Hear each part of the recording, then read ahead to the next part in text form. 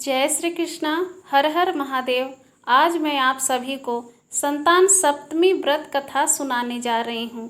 तो आइए गणेश जी का ध्यान करते हुए व्रत कथा सुनते हैं। एक दिन महाराज युधिष्ठिर ने भगवान श्री कृष्ण से कहा, हे प्रभु, कोई ऐसा उत्तम व्रत बतलाइए जिसके प्रभाव से मनुष्यों के अनेकों सांसारिक कलेश दुख दूर होकर वे पुत्र एवं पौत्रवान हो जाएं। यह सुनकर भगवान बोले, हे राजन, तुमने बड़ा ही उत्तम प्रश्न किया है। आओ मैं तुमको एक पौराणिक इतिहास सुनाता हूँ, ध्यान पूर्वक सुनो। एक समय लोमस ऋषि वज्र की मथुरापुरी में वसुदेव देवकी के घर गए। ऋषिराज को आया हुआ देख करके दोनों अत्यंत प्रसन्न हुए तथा उनको उत्तम आसन पर बैठाकर उनका अनेक प्रकार से वंदन और सत्कार किया। फिर मुनि के चरणोदक से अपने घर तथा शरीर को पवित्र किया। वह प्रसन्न होकर उनको कथा सुनाने लगे। कथा के कहते लोमस ऋषि ने कहा, हे देवकी, दुष्ट दुराचारी पापी कंस ने तुम्हारे कई पुत्र मार डाले हैं, जिसके कारण तुम्हारा मन अत्यंत दुखी है। इसी प्रकार राजा नहुस की पत्नी चंद्रमुखी भी दुखी रहा करती थी, किंतु उसने संतान सप्तमी का व्रत विधि विधान सहित किया, जिसके प्रताप से उनको संतान का सुख प्राप्त हुआ। यह सुनकर देवकी ने हाथ जोड़कर मुनि श्रेष्ठ से कहा, हे ऋषिराज, कृपा करके रानी चंद्रमुखी का संपूर्ण वृतांत तथा इस व्रत को विस्तार सहित मुझे बतलाइए, जिससे मैं भी इस दुख से छुटकारा पाऊं। लोमस ऋषि ने कहा, हे देवकी, अयोध्या के राजा नहुस थे। उनकी पत्नी चंद्रमुखी अत्यंत सुंदर थी। उनके नगर में विष्णुगुप्त नाम का एक ब्राह्मण रहता था। उनकी स्त्री का नाम भद्रमुखी था। वह भी अत्यंत रूपवती और सुंदरी थी। रानी और ब्राह्मणी में अत्यंत प्रेम था। एक दिन वे दोनों सरयू नदी में स्नान करने के लिए गईं। वहां उन्होंने देखा कि अन्यत्र बहुत सी स्त्रियां सरयू नदी में स्नान करके निर्मल वस्त्र पहनकर एक मंडप में शंकर एवं पार्वती की मूर्ति स्थापित करके पूजा कर रही थी। रानी और ब्राह्मणी ने यह देखकर उन स्त्रियों से पूछा कि बहनों, तुम यह किस देवता का और किस कारण से पूजन व्रत आदि कर रही हो? यह सुन स्त्रियों ने कहा कि हम संतान सप्तमी का व्रत कर रही हैं और हमने शिव पार्वती का पूजन चंदन अक्षत आदि से षोडशोपचार विधि से किया है। यह सब इसी पुनीत व्रत का विधान है। यह सुनकर रानी और ब्राह्मणी ने भी इस व्रत के करने का मन ही मन संकल्प किया और घर वापस लौट आई। ब्राह्मणी भद्र तो इस व्रत को नियम पूर्वक करती रही, किंतु रानी चंद्रमुखी राजमद के कारण कभी इस व्रत को करती, कभी न करती, कभी भूलवश भूल हो जाती। कुछ समय बाद दोनों मर गईं। दूसरे जन्म में रानी बंदरिया और ब्राह्मणी ने मुर्गी की योनि पाई।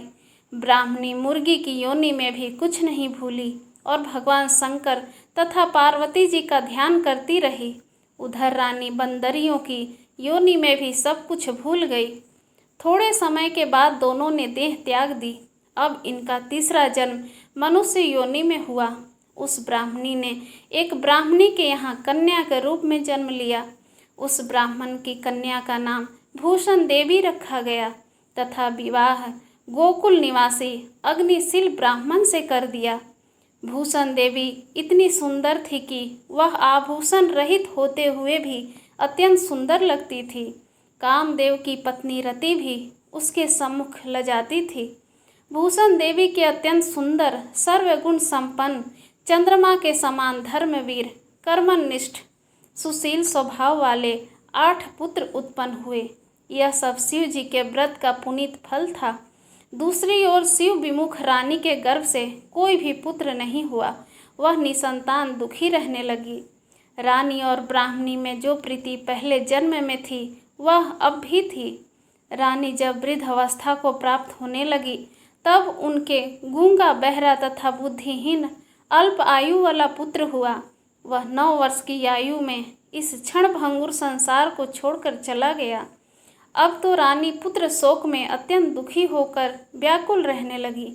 दैवयोग से भूषण देवी ब्राह्मणी रानी के यहाँ अपने पुत्रों को लेकर पहुँची। रानी का हाल सुनकर उसे भी बहुत दुख हुआ, किंतु इसमें किसी का क्या वश। कर्म और प्रारब्ध के लिखे को स्वयं ब्रह्मा भी नहीं मिटा सकते। रानी कर्मच्युत भी थी, इसी कारण उसे दुख भोगना पड़ा। इधर रानी पंडितानी के इस वैभव और 8 पुत्रों को देखकर उससे मन में ईर्ष्या करने लगी तथा उसके मन में पाप उत्पन्न हुआ। उस ब्राह्मणी ने रानी का संताप दूर करने के निमित्त अपने 8 पुत्र रानी के पास छोड़ दिए। रानी ने पाप के वशीभूत होकर उन ब्राह्मणी के पुत्रों की हत्या करने के विचार से लड्डू में विष मिलाकर उनको खिला दिया, परंतु भगवान शंकर की कृपा से एक भी बालक की मृत्यु नहीं हुई। यह देखकर तो रानी अत्यंत ही आश्चर्यचकित हो गई और इस रहस्य का पता लगाने के मन में ठान ली। भगवान की पूजा से निवृत्त होकर जब भूषण देवी आई तो रानी ने उससे कहा कि मैंने तेरे पुत्रों को मारने के लिए इनको जहर मिलाकर लड्डू खिला दिया, किंतु इनमें से एक भी नहीं मरा। तूने कौन सा दान पुण्य व्रत किया है जिसके कारण तेरे यह पुत्र नहीं मरे और तू नित नए सुख भोग रही है? तेरा बड़ा सौभाग्य है। इनका भेद तू मुझे निष्कपट होकर समझा, मैं तेरी बड़ी ऋणी रहूँगी।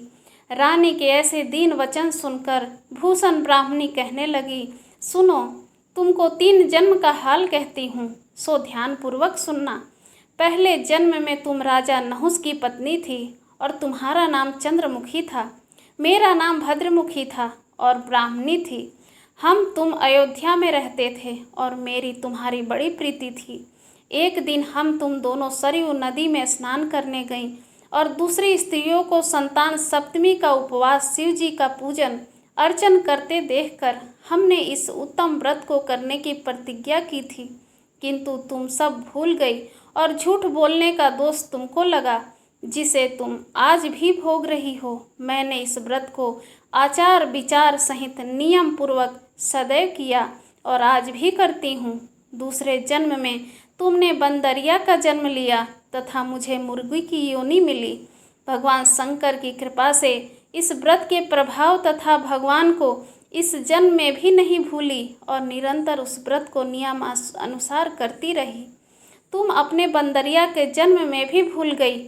मैं तो समझती हूँ कि तुम्हारे ऊपर यह तो भारी संकट उसका एकमात्र यही कारण है और दूसरा कोई उसका कारण नहीं हो सकता।